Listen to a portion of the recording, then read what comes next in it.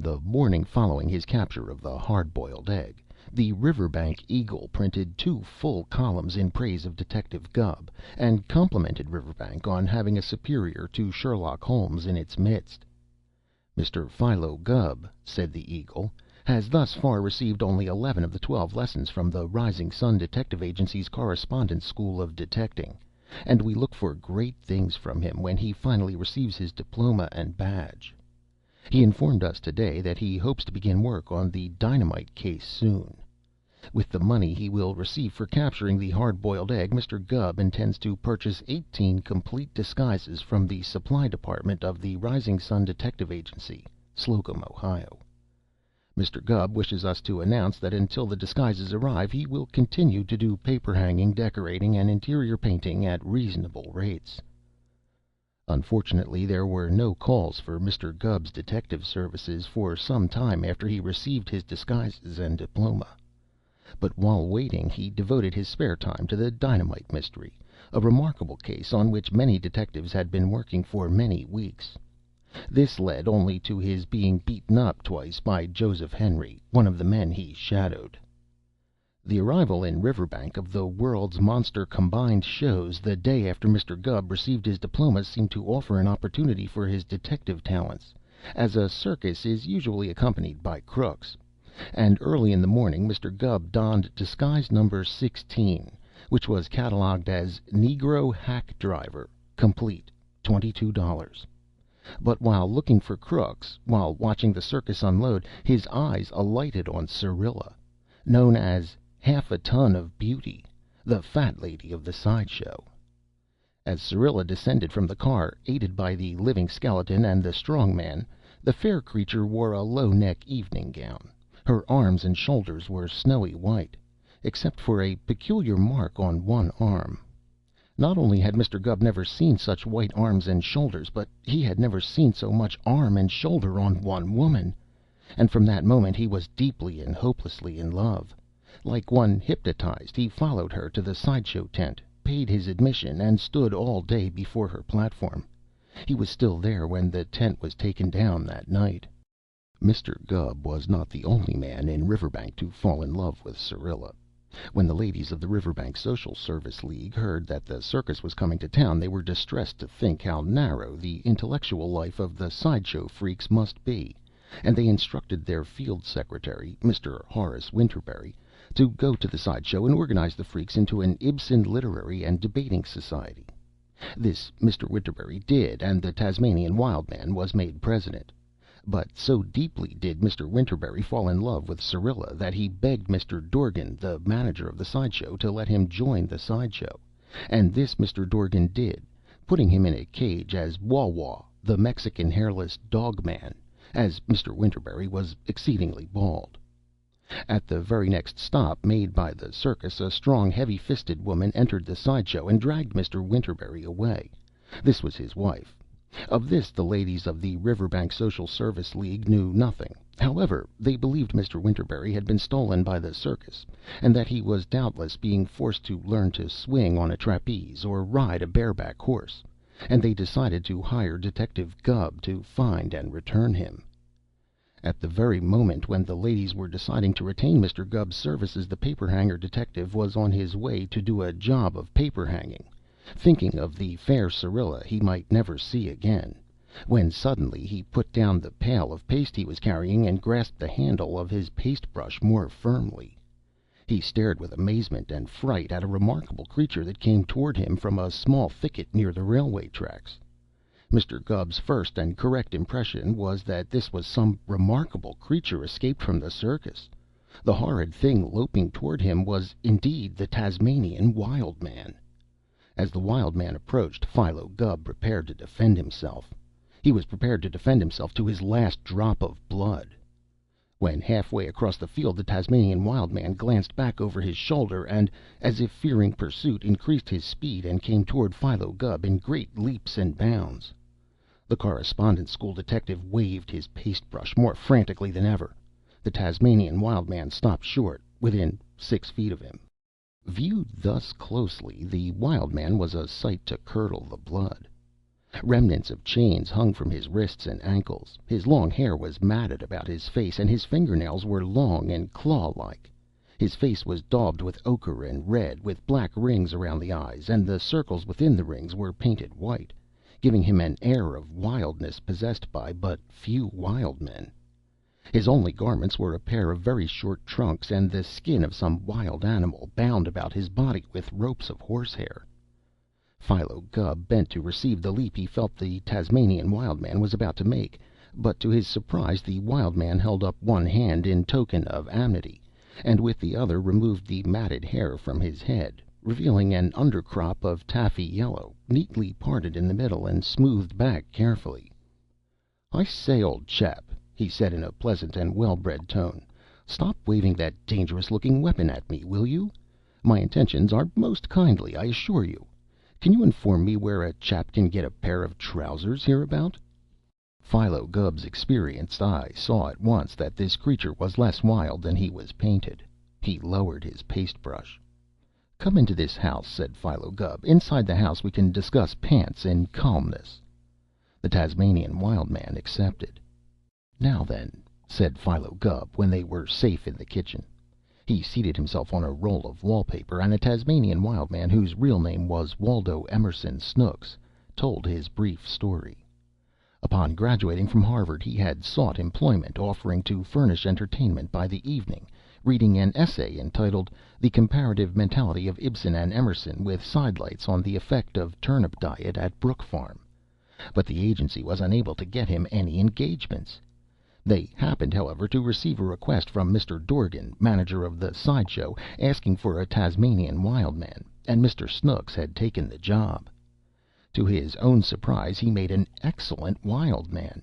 He was able to rattle his chains, dash up and down the cage, gnaw the iron bars of the cage, eat raw meat, and howl as no other Tasmanian Wild Man had ever done those things.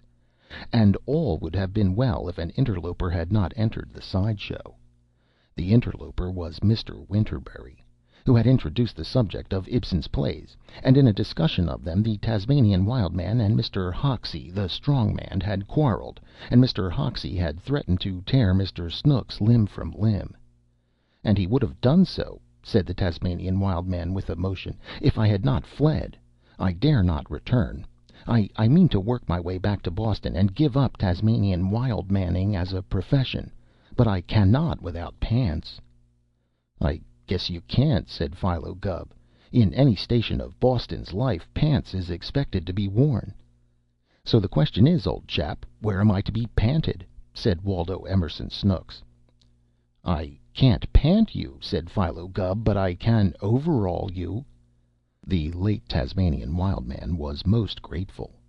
When he was dressed in the overalls and had wiped the grease paint from his face on an old rag, no one would have recognized him. "And as for thanks," said Philo Gubb, "don't mention it. A deteckative gent is obliged to keep up a set of disguises hitherto unsuspected by the mortal world. This Tasmanian Wild Man outfit will do for a hermit disguise, so you don't owe me no thanks." As Philo Gubb watched Waldo Emerson Snooks start in the direction of Boston, only some 1,300 miles away, he had no idea how soon he would have occasion to use the Tasmanian Wild Man disguise. But hardly had the Wild Man departed than a small boy came to summon Mr. Gubb, and it was with a sense of elation and importance that he appeared before the meeting of the Riverbank Ladies' Social Service League. "And so," said Mrs. Garthwaite at the close of the interview, "you understand us, Mr. Gubb?" "Yes, ma'am," said Philo Gubb. "What you want me to do is find Mr. Winterberry, ain't it?" "Exactly," agreed Mrs. Garthwaite. "And when found," said Mr. Gubb, "the said stolen goods is to be returned to you." "Just so." "And the fiends in human form that stole him are to be given the full limit of the law." "They certainly deserve it, abducting a nice little gentleman like Mr. Winterberry," said Mrs. Garthwaite. "They do indeed," said Philo Gubb. "And they shall be. I would only ask how far you want me to arrest. If the manager of the side show stole him, my natural and professional deteckative instincts would tell me to arrest the manager, and if the whole side show stole him, I would make bold to arrest the whole side show. But if the whole circus stole him, am I to arrest the whole circus? And if so, ought I to include the menagerie? Ought I to arrest the elephants and the camels?" "Arrest only those in human form," said Mrs. Garthwaite. Philo Gubb sat straight and put his hands on his knees. "In referring to human form, ma'am," he asked, "do you include them orangutangs and apes?" "I do," said Mrs. Garthwaite. "Association with criminals has probably inclined their poor minds to criminality." "Yes, ma'am," said Philo Gubb, rising. "I leave on this case by the first train." Mr. Gubb hastily packed the Tasmanian Garment and 6 other disguises in a suitcase, put the $14 given him by Mrs. Garthwaite in his pocket, and hurried to catch the train for Bardville, where the World's Monster Combined Shows were to show the next day. With true detective caution, Philo Gubb disguised even this simple act. Having packed his suitcase, Mr. Gubb wrapped it carefully in manila paper and inserted a laundry ticket under the twine. Thus anyone seeing him might well suppose he was returning from the laundry and not going to Bardville. To make this seem the more likely, he donned his Chinese disguise, number 17, consisting of a pink skull-like wig with a long pigtail, a blue jumper, and a yellow complexion. Mr. Gubb rubbed his face with crude ochre powder, and his complexion was a little high, being more the hue of a pumpkin than the true Oriental skin tint. Those he met on his way to the station imagined he was in the last stages of yellow fever and fled from him hastily. He reached the station just as the train's wheels began to move, and he was springing up the steps onto the platform of the last car when a hand grasped his arm. He turned his head and saw that the man grasping him was Jonas Medderbrook, one of Riverbank's wealthiest men. "Gubb, I want you!" shouted Medderbrook energetically, but Philo Gubb shook off the detaining arm. "Me no savvy Melicantalky," he jabbered, bunting Mr. Medderbrook off the car step. Bright and early the next morning, Philo Gubb gave himself a healthy coat of tan, with rather high color on his cheekbones. From his collection of beards and mustaches, carefully tagged from number 1 to number 18, in harmony with the types of disguises mentioned in the 12 lessons of the Rising Sun Detective Agency's Correspondence School of Detecting, he selected mustache number 8 and inserted the spring wires into his nostrils. Mustache number 8 was a long, deadly black mustache, with up-curled ends, and when Philo Gubb had donned it he had a most sinister appearance, particularly as he failed to remove the string tag which bore the legend "Number 8, Gambler or Card Sharp, manufactured and sold by the Rising Sun Detective Agency's Correspondence School of Detecting Supply Bureau." Having put on this mustache, Mr. Gubb took a common splint market basket from under the bed and placed it in the matted hair of the Tasmanian Wild Man. His makeup materials, a small mirror, 2 towels, a cake of soap, the Tasmanian Wild Man's animal skin robe, the hair rope, and the abbreviated trunks. He covered these with a newspaper. The sun was just rising when he reached the railway siding, and hardly had Mr. Gubb arrived when the work of unloading the circus began. Mr. Gubb, searching for the abducted Mr. Winterberry, sped rapidly from place to place, the string tag on his mustache napping over his shoulder, but he saw no one answering Mrs. Garthwaite's description of Mr. Winterberry. When the tent wagons had departed, the elephants and camels were unloaded, but Mr. Winterberry did not seem to be concealed among them, and the animal cages, which came next, were all tightly closed. There were 4 or 5 cars, however, that attracted Philo Gubb's attention, and one in particular made his heart beat rapidly. This car bore the words "World's Monster Combined Shows Freak Car," and as Mr. Winterberry had gone as a social reform agent to the sideshow, Mr. Gubb rightly felt that here, if anywhere, he would find a clue, and he was doubly agitated since he knew the beautiful Syrilla was doubtless in that car. Walking around the car, he heard the door at one end open. He crouched under the platform, his ears and eyes on edge. Hardly was he concealed before the head ruffian of the unloading gang approached. "Mr. Dorgan," he said, in quite another tone than he had used to his laborers, "should I fetch that wild man cage to the grounds for you today?" "No," said Dorgan. "What's the use? I don't like an empty cage standing around. Leave it on the car, Jake. Or, hold on, I'll use it. Take it up to the grounds and put it in the sideshow as usual. I'll put the pet in it." "Are ye foolin'?" asked the loading boss with a grin. "The cage won't know itself, Mr. Dorgan, after holdin' that rip snortin' wild man, to be holdin' a cold corpse like the Pet is." "Never you mind," said Dorgan shortly. "I know my business, Jake. You and I know the Pet is a dead one, but these country yaps don't know it. I might as well make some use of the remains as long as I've got 'em on hand." "Who are you going to fool, sweetie?" asked a voice, and Mr. Dorgan looked around to see Syrilla, the fat lady, standing in the car door. "Oh, just folks," said Dorgan, laughing. "You're going to use the Pet," said the fat lady reproachfully, "and I don't think it's nice of you. Say what you will, Mr. Dorgan, a corpse is a corpse, and a respectable sideshow ain't no place for it. I wish you would take it out in the lot and bury it like I wanted you to, or throw it in the river and get rid of it. Won't you, dearie?" "I will not," said Mr. Dorgan firmly. "A corpse may be a corpse, Syrilla, any place but in the circus. But in a circus it's a feature.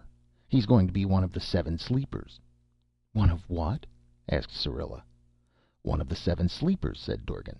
"I'm going to put him in the cage the wild man was in, and I'm going to tell the audience he's asleep. He looks dead, I'll say, but I give my word he's only asleep. We offer $5,000, I'll say, to any man, woman, or child that proves contrary, then that we have documents proving that this human being in this cage fell asleep in the year 1837, and has been sleeping ever since. The longest nap on record, I'll say. That'll fetch a laugh." "And you don't care, dearie, that I'll be creepy all through the show, do you?" said Syrilla. "I won't care a hang," said Dorgan. Mr. Gubb glided noiselessly from under the car and sped away. He had heard enough to know that deviltry was afoot. There was no doubt in his mind that the Pet was the late Mr. Winterberry, for if ever a man deserved to be called Pet, Mr. Winterberry, according to Mrs. Garthwaite's description, was that man. There was no doubt that Mr. Winterberry had been murdered, and that these heartless wretches meant to make capital of his body.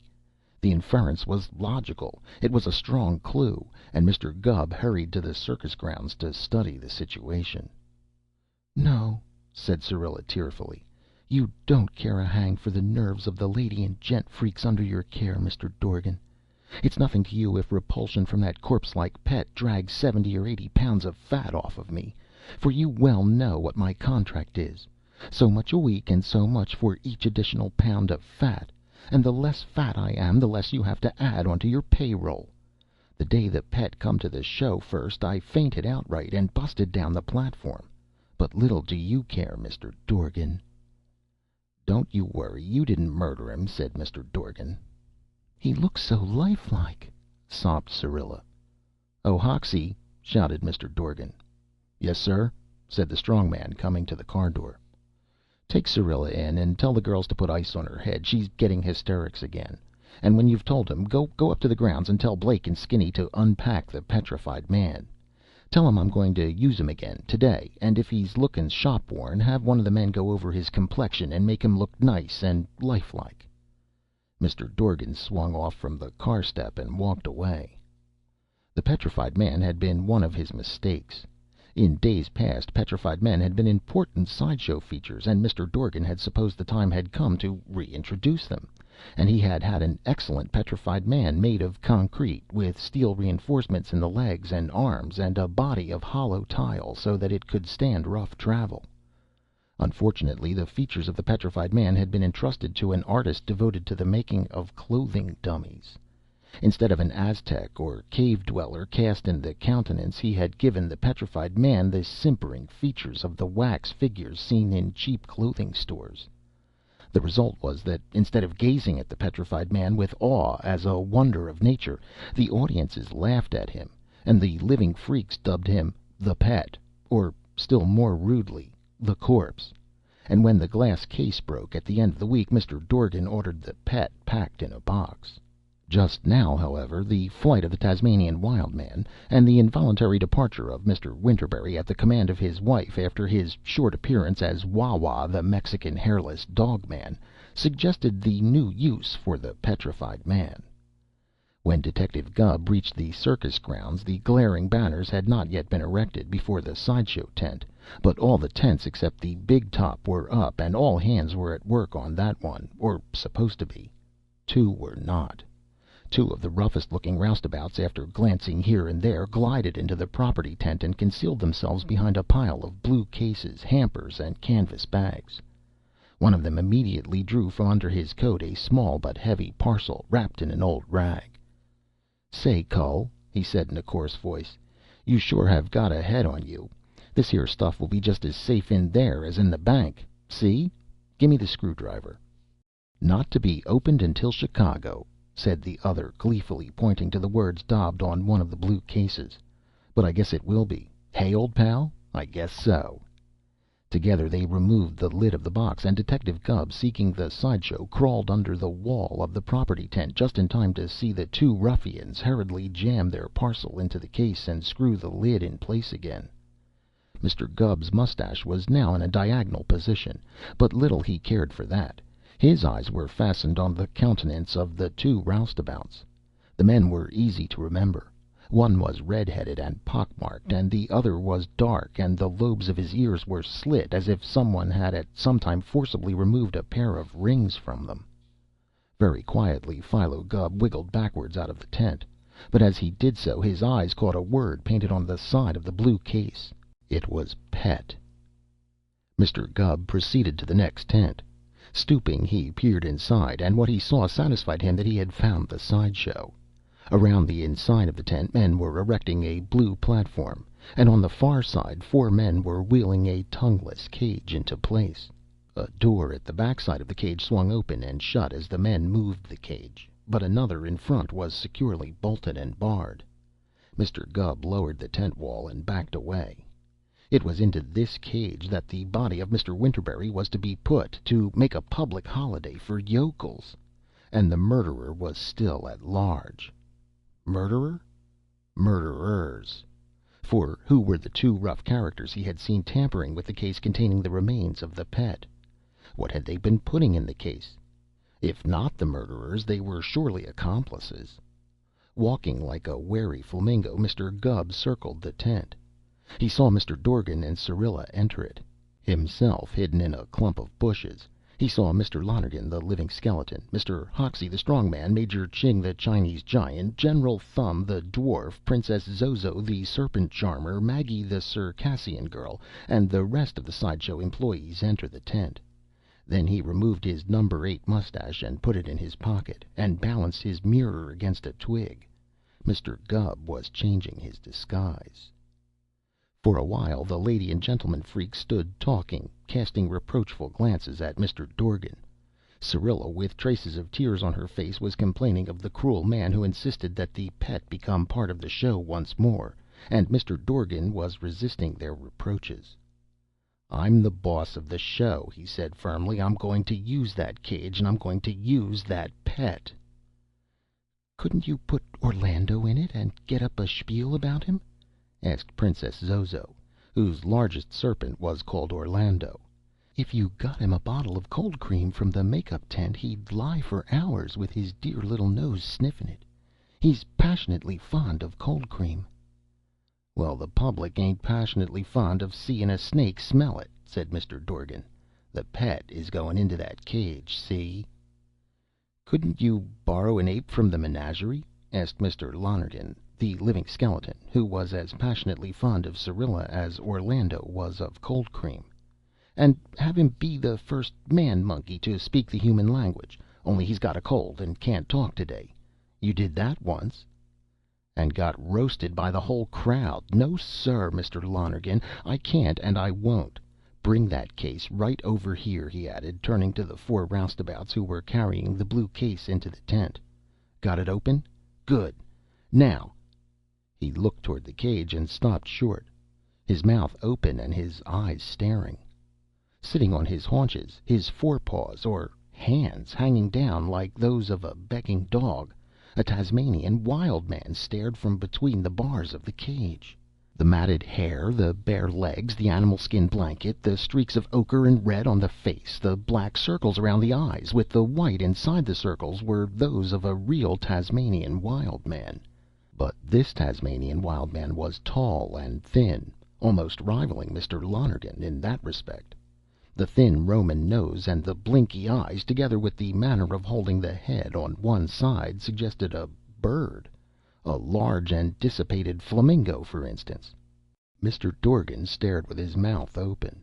He stared so steadily that he even took a telegram from the messenger boy who entered the tent, and signed for it without looking at the address. The messenger boy, too, stopped to stare at the Tasmanian flamingo. The men who had brought the blue case set it down and stared. The freaks gathered in front of the cage and stared. "What is it?" asked Syrilla in a voice trembling with emotion. "Say, where in the USA did you come from?" asked Mr. Dorgan suddenly. "What in the dickens are you, anyway?" "I'm a Tasmanian wild man," said Mr. Gubb mildly. "You a Tasmanian wild man?" said Mr. Dorgan. "You don't think you look like a Tasmanian wild man, do you? Why, you look like you look " "He looks like an intoxicated pterodactyl," said Mr. Lonergan, who had some knowledge of prehistoric animals. "Only hairier." "He looks like a human turkey with a piebald face," suggested General Thumb. "He don't look like nothin'," said Mr. Dorgan at last. "That's what he looks like. You get out of that cage," he added sternly to Mr. Gubb. "I don't want nothin' that looks like you nowhere near this show." "But, Mr. Dorgan, dearie, think how he'd draw crowds," said Syrilla. "Crowds? Of course he'd draw crowds," said Mr. Dorgan. "But what would I say when I lectured about him? What would I call him? No, he's got to go, boys," he said to the four roustabouts, two of whom were those Mr. Gubb had seen in the property tent. "Throw this feller out of the tent." "Stop," said Mr. Gubb, raising one hand. "I will admit I have tried to deceive you. I am not a Tasmanian wild man. I am a deteckative." "Detective?" said Mr. Dorgan. "In disguise," said Mr. Gubb modestly. "In the deteckative profession the assuming of disguises is often necessary to the completion of the clarification of a mystery plot." He pointed down at the pet, whose newly rouged and powdered face rested smirkingly in the box below the cage. "I arrest you all," he said, but before he could complete the sentence the red-headed man and the black-headed man turned and bolted from the tent. Mr. Gubb beat and jerked at the bars of his cage as frantically as Mr. Waldo Emerson Snooks had ever beaten and jerked, but he could not rend them apart. "Get those two fellers!" Mr. Gubb shouted to Mr. Hoxie, and the strong man ran from the tent. "What's this about arrest?" asked Mr. Dorgan. "I arrest this whole sideshow," said Mr. Gubb, pressing his face between the bars of the cage, "for the murder of that poor, gentle, harmless man, now a dead corpse, into that blue box there. Mr. Winterberry by name, but called by you by the alias of the Pet." "Winterberry!" exclaimed Mr. Dorgan. "That Winterberry? That ain't Winterberry. That's a stone man, a made-to-order concrete man with hollow tile stomach and reinforced concrete arms and legs. I had him made to order." "The criminal mind is well equipped with explanations for use in time of stress," said Mr. Gubb. "Lesson 6 of the Correspondence School of Deteckating warns the deteckative against explanations of murderers when confronted by the victim. I demand an autopsy onto Mr. Winterberry." "Autopsy!" exclaimed Mr. Dorgan. "I'll autopsy him for you." He grasped one of the Pet's hands and wrenched off one concrete arm. He struck the head with a tent stake and shattered it into crumbling concrete. He jerked the Roman tunic from the body and disclosed the hollow tile stomach. "Hello," he said, lifting a rag-wrapped parcel from the interior of the Pet. "What's this?" When unwrapped, it proved to be 24 silver forks and spoons and a good-sized silver trophy cup. "Riverbank Country Club Duffers Golf Trophy 1909," Mr. Dorgan read. "Won by Jonas Medderbrook. How did that get there?" "Jonas Medderbrook," said Gubb, "is a man of my own local town." "He is he?" said Mr. Dorgan. "And what's your name?" "Gubb," said the detective. "Philo Gubb, Esquire, deteckative and paper hanger, Riverbank, Iowa." "Then this is for you," said Mr. Dorgan, and he handed the telegram to Mr. Gubb. The detective opened it and read: "Gubb, care of Circus, Bardville, Iowa. My house robbed circus night. Golf cup gone. Game now rotten. Never win another. $500 reward for return to me. Jonas Medderbrook. "You didn't actually come here to find Mr. Winterberry, did you?" asked Syrilla. Mr. Gubb folded the telegram, raised his matted hair, and tucked the telegram between it and his own hair for safekeeping. "When a deteckative starts out to detect," he said calmly, "sometimes he detects one thing and sometimes he detects another. That cup is one of the things I deteckated today. And now, if all are willing, I'll step outside and get my pants on. I'll feel better." "And you'll look better," said Mr. Dorgan. "You couldn't look worse." "In the course of the deteckative career," said Mr. Gubb, "a gent has to look a lot of different ways, and I thank you for the compliment. The art of disguising the human physiology is difficult. This disguise is but one of many I am frequently called upon to assume." "Well, if any more are like this one," said Mr. Dorgan with sincerity, "I'm glad I'm not a detective." Syrilla, however, heaved her several hundred pounds of bosom and cast her eyes toward Mr. Gubb. "I think detectives are lovely in any disguise," she said, and Mr. Gubb's heart beat wildly.